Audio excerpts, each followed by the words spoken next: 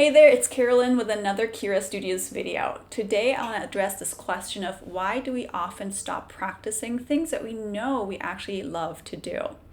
So think about drawing. If you want to get better at drawing, or if you want to work more on your personal creative projects, you'd think that all you need is the right kind of information, so maybe the right kind of class, the right kind of format, and knowing what you're going to do and when you're going to do. But you also know that that's often not enough. We all have started projects. We all have had goals of getting better at a certain skill, only to find out that halfway through we stall. So today I want to talk about 5 things we can be aware of that will help us carry through to the end. The writer Steven Pressfield talks about this key force that artists of all stripes have to contend with, and he calls it resistance with a capital R. Resistance is an insidious force that is ever changing, and it will usually show up as undermining thoughts and emotions. And it's the force that stands between the life you're living and the life you want to live. He says that it'll reason with you like a lawyer or jam a 9mm in your face like a stick-up man. So here are some lawyer, swindler, and stick-up man tactics that you might encounter in your own creative pursuits. And knowing them will make it so much easier to move beyond them.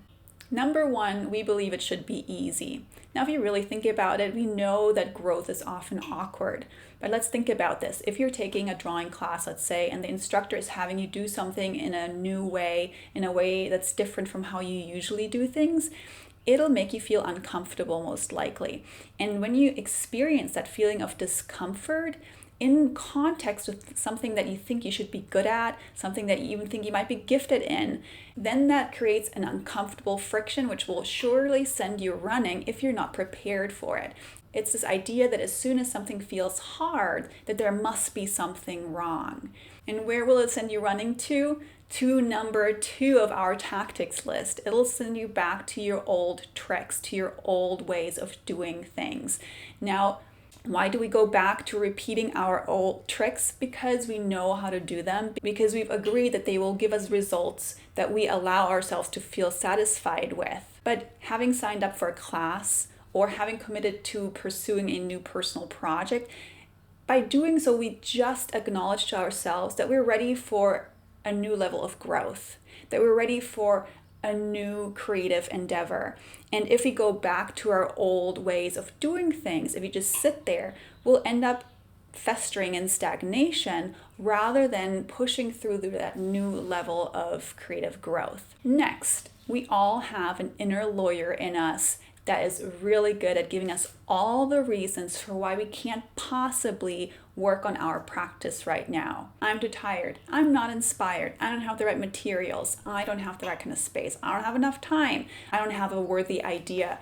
I don't have the support of my parents, of my loved ones. I don't have the support of society. There's a pandemic going on. My dog just died. And the list goes on and on. And full disclosure, the only reason why I know about this list is because I have it in me too. And the thing with lawyers is that they're really good at convincing you of their arguments, so much so that you'll feel completely justified believing in them. The only problem is you know that you've been duped by them if you start to feel really shitty. So my advice, stop giving all the power to the bullies. Hire a lawyer for the team you want to win, because what you argue for, you get to keep. The next thing that keeps us from practicing is a thing called activation energy. Now, what does that mean?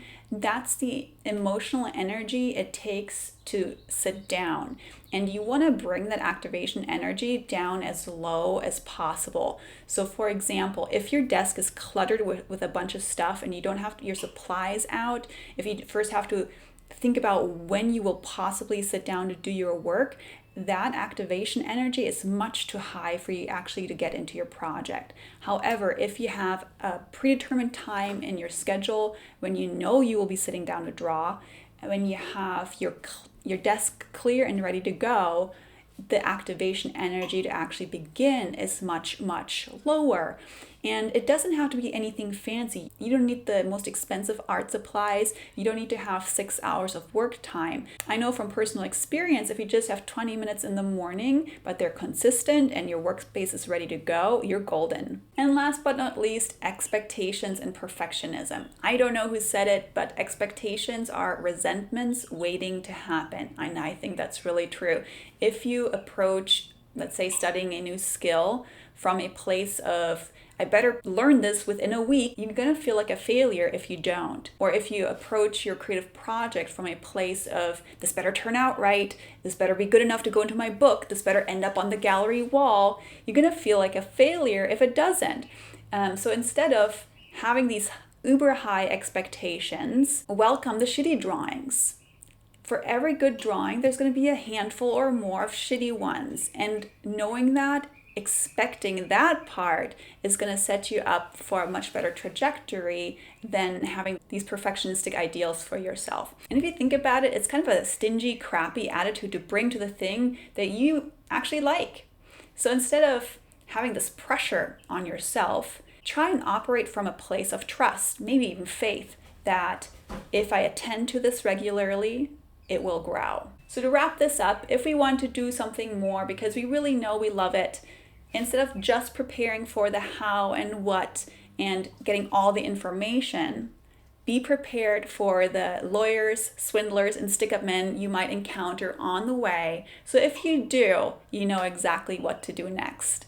And like that, I promise you, you'll see your projects to the end next time. And if you need a little bit of help getting back into your drawing practice, go into the video description below. There's a link for a sketchbook relief workbook that will have you create your own prompts and get back into a drawing practice that will be tailored just for you.